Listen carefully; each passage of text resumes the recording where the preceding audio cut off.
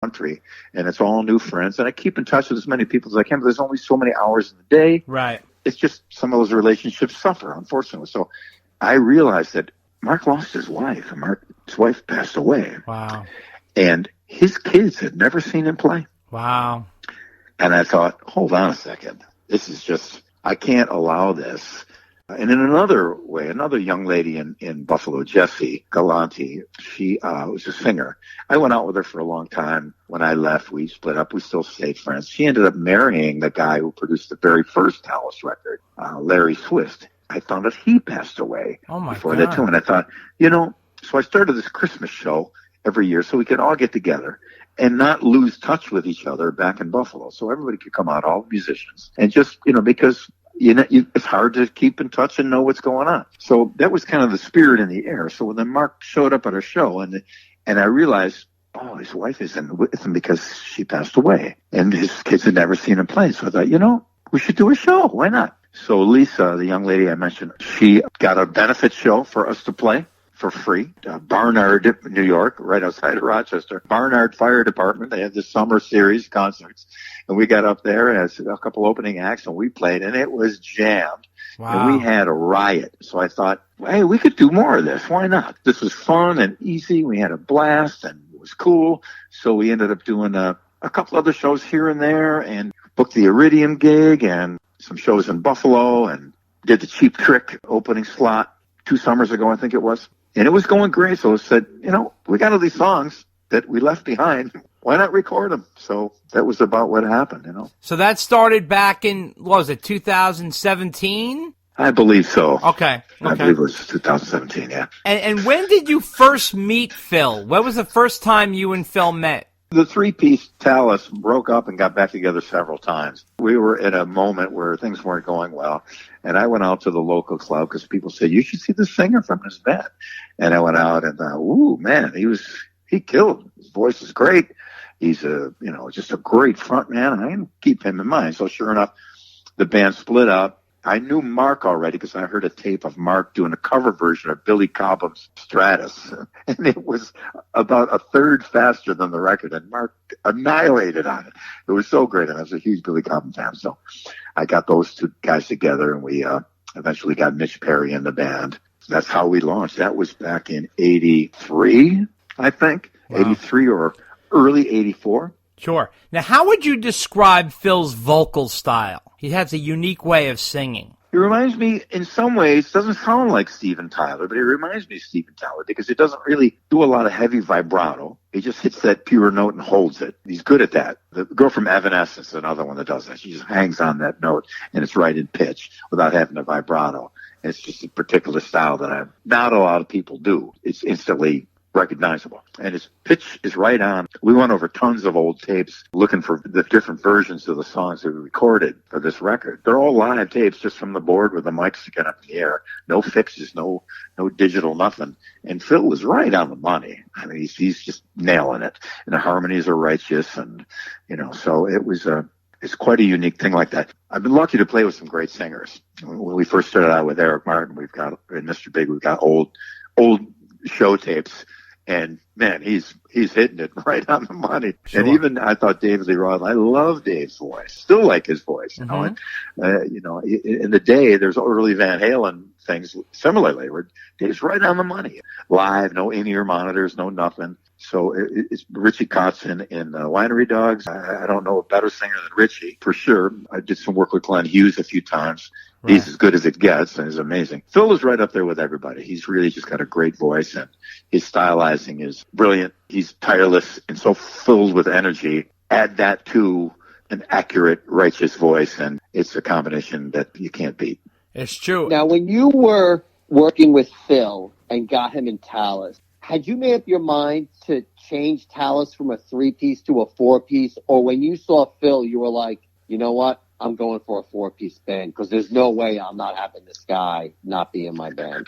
I felt bad that the 3-piece split up. I didn't want it to. They left and they didn't want to be in the band anymore. So it was less sound and lights to pay for or rent on the truck, crew guys that all needed a gig because we were a pretty big band. So I thought, well, I better snap to it here and get it going. I sing lead, but I don't know if I can't carry a whole show. Maybe I can now after all these years, but that wasn't in my mind. I always had other singers in the band. So it was pretty much by necessity. I was left holding the bag, and thankfully Phil stepped up and was amazing. Mark Miller came in and annihilated. Mitch Perry came in and was spectacular, and bang, we were off and running. I got very lucky, and it's happened to me a couple times where I'm in a situation and suddenly I'm surrounded by guys that are pretty great. I'm very grateful for it. Talas always seemed like they were on the cusp of, getting a record deal or breaking, right? We sure were.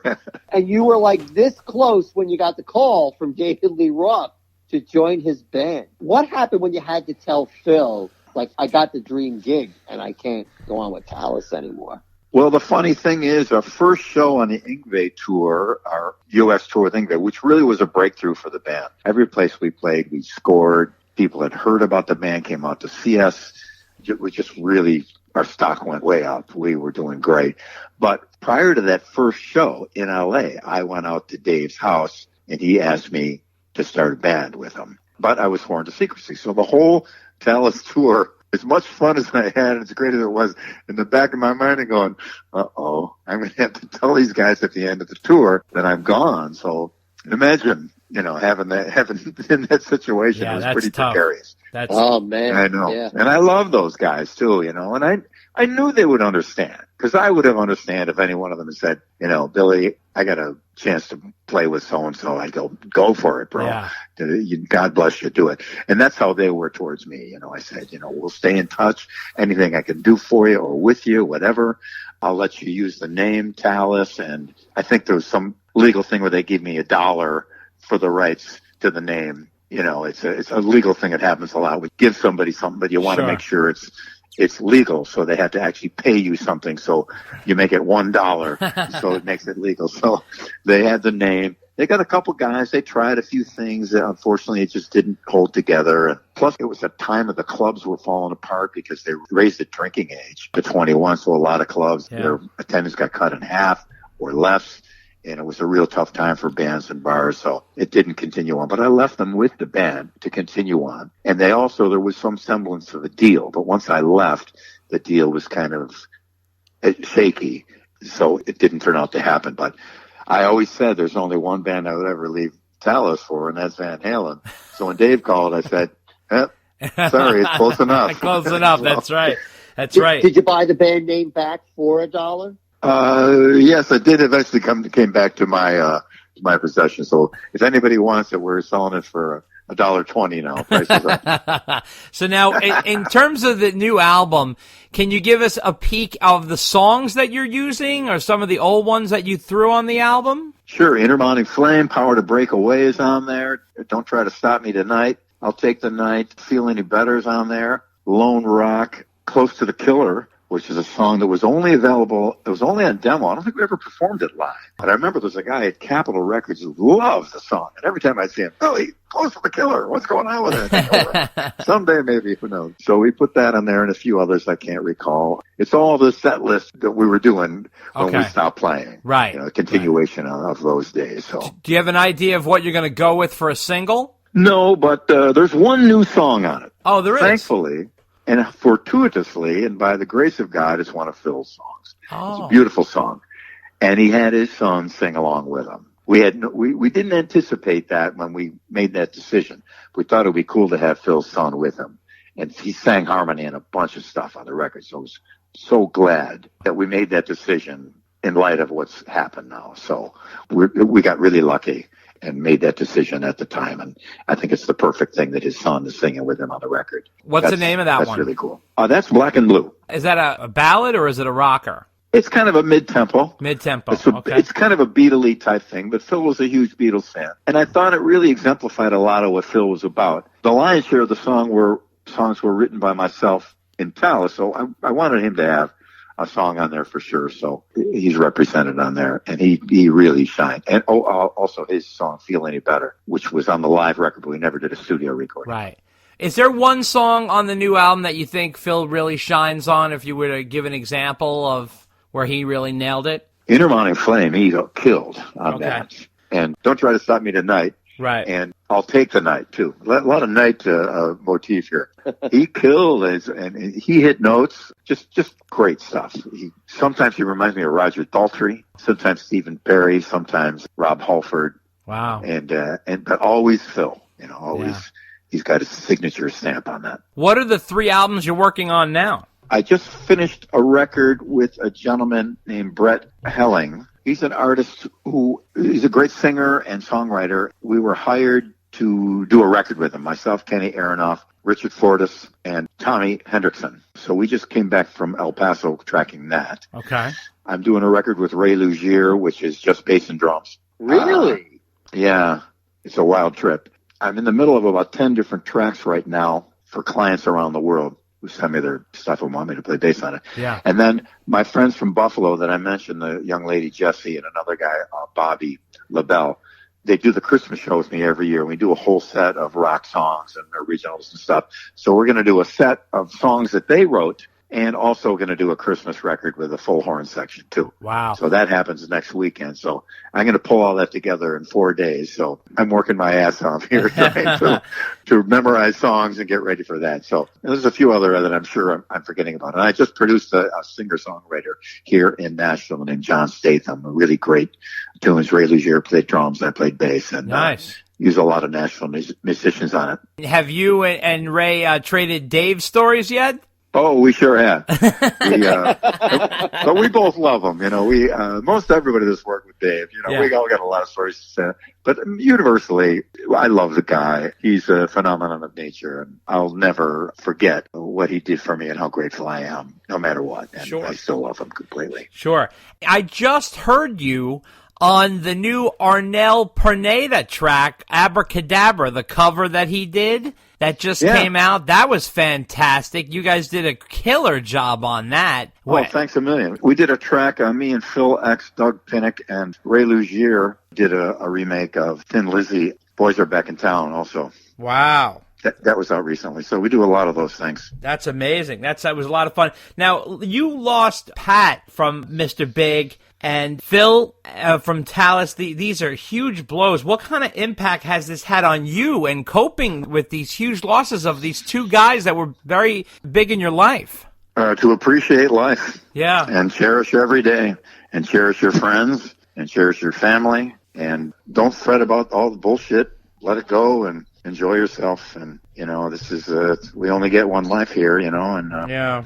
Let's make the best of it, I see people still petty, pissed off, upset about shit that happened 40 years ago. Let it go, man. It's all good. That's true. Great lessons to learn. That's true. Now, do you think in any capacity will you tour behind the Talas album, or is that sort of put to bed? No, there's no plans. I'd like to try to do some tribute show somewhere and gather a whole bunch of people, but at this point we can't plan anything because of the pandemic, and there's no venues either. So, right. But at some point, similar to the Van Halen situation, they can't do a tribute show for Eddie. Yeah. Of all the nonsense, but same thing. We would like to do a show in tribute and memory and for Phil. So we will eventually at some point, I'm sure. And obviously Eddie's passing in October took the rock world by storm. How did you find out about that, and was that a shock to you? We knew it was coming, but it was still a shock. And a friend of mine called me and told me, and that was a pretty dark day. I can imagine. For everybody, for the world. As you well know, Wolfgang is launching his career, and I was wondering if you got a chance to hear any of his music and what your thoughts were on it. Not yet, but I'll bet it's going to be great. It's in the genes. I'm sure he's going to do fine. He's a wonderful young man. Yeah, you should take a listen. He released 5 tracks. It's really tremendous. I will. Yeah, I wanted to ask you, in terms of the Winery Dogs, is there a future with that band? Is there any talk of another album? It's been our intention to get together and record. Now, unfortunately, we got a setback due to the pandemic, but that's been the plan all along. Because we didn't want to just do album tour. We did an album, a tour, another album, a tour. Then we take some time off and go live life. So when you come back to write songs, you got something to write about. I mean, that's why so many bands have the sophomore curse. They spend their whole lives writing these songs. They do the first album, it's great. Then they get 6 months to do another one. Well, that's not as great. We've taken our time, and I think it's a wise way of doing it. So when we get back together, it'll be almost like when we first got together. Right. With that excitement, a lot of stories to tell, and a lot of songs to sing about. Now, the guys in Winery Dogs are always involved in something else. Oh, my God.